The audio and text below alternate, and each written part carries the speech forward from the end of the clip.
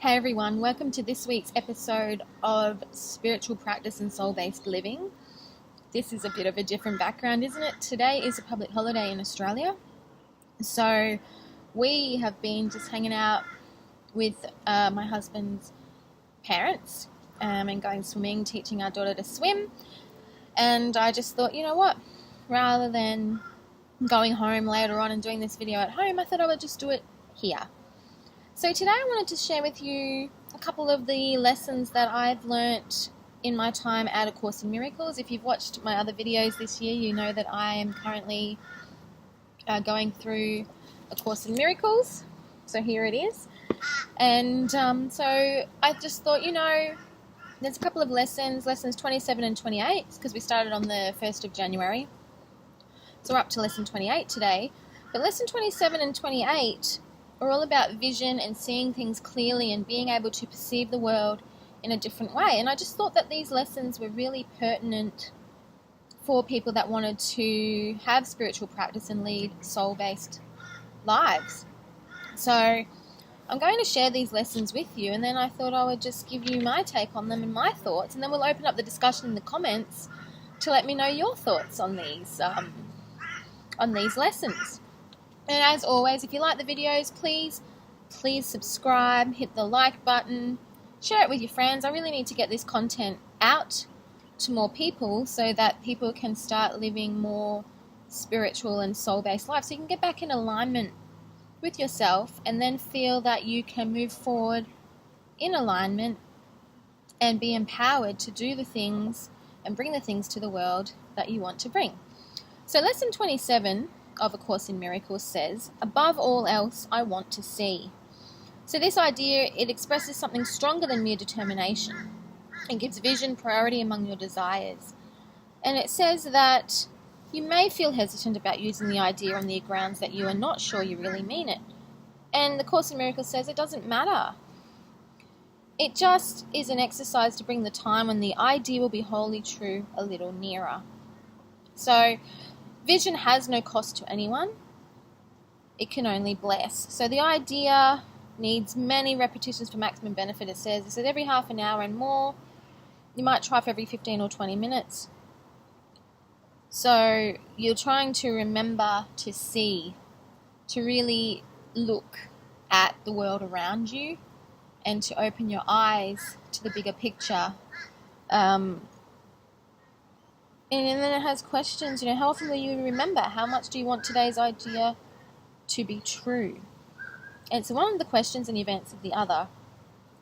Don't be disturbed if you miss any applications.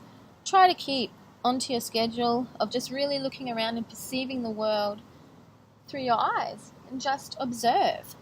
So that's what I take this lesson to mean, is just to observe. Observe the world around you without judgment. And then lesson 28 builds on lesson 27, and it says, above all else, I want to see things differently. So this is where your perception comes in. It's a specific application to lesson 27.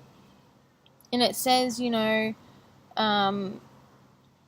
these practice periods, you will be making a series of definite commitments. The question of whether you will keep them in the future is not our concern here. If you are willing at least to make them now, you have started on the way to keeping them, and we are still at the beginning. So you may wonder why it is important to say, for example, above all else, I want to see this table differently. In itself, it is not important at all. Yet what is by itself? And what does in itself mean? You see a lot of separate things about you, which really means you're not seeing at all. You either see or you don't see. When you have seen one thing differently, you will see all things differently. The light you will see in any one of them is the same light you will see in them all. So what you're doing in this practice of wanting to see things differently, it is you are releasing yourself from any preconceived ideas that you've had about the thing that you're looking at. And you're releasing yourself, itchy nose. You're releasing yourself from any obligation to continue to see that thing in the same way. So this is really about making a choice. Like at the moment I'm sitting on a chair, I've got beautiful trees around me. And in the past I would have been like, okay, this is a wooden outdoor chair, it's just a chair. But if I choose right now to see things differently about this chair. I perceive that this chair is allowing me to make this video right now, to share these teachings with you. Or I can just say, you know what, it's just a chair, it doesn't matter. But that's my choice. I can choose how I see the world. So how we see the world is a choice. And yes, a lot of times there are things that upset us or frustrate us, make us angry in our lives.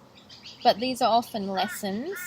We're not talking about spiritual bypassing here. We're talking about lessons that we learn. We feel into it.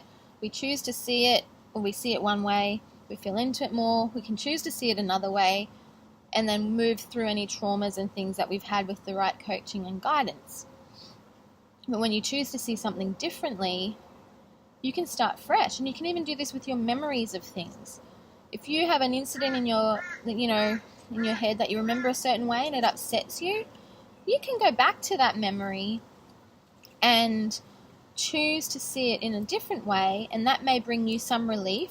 That may bring you a small miracle in that you've had a shift of perception, which is a miracle. A miracle is just a small shift of perception. And then you feel better about things, and then you can bring yourself up to feeling more joyous, more in alignment, more happy, and then you can go about doing the things in the world that you want to do. It's all about, feeling joy and connecting into alignment, into your flow. But of course, we're not talking about spiritual bypassing. We're not telling you to try to stay positive all the time when you're not feeling positive. All you need to do in that situation is just reach for the next best thought to feel better. So I'm not feeling very well right now. I'm upset by this experience I just had, or a memory that I've just come to know. What would make me feel better right now in this moment? And it may simply be the knowledge that, you know what, it's the weekend or it's a public holiday like it is for me today. I can go and take a 30-minute nap and just not think about it for a while, and that will make me feel better. It doesn't mean we're bypassing it. It doesn't mean that we're trying to find a positive straight away. It just means we're reaching for the next best feeling thought. That's how I perceive these two lessons of A Course in Miracles. Let me know what you think.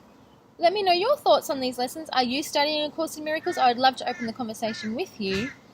And of course, please like and subscribe and all of those things so that we can get this message out to more people in the world and help more people to live to have a spiritual practice and to have a soul-based life. All right, until the next episode, much love. Bye.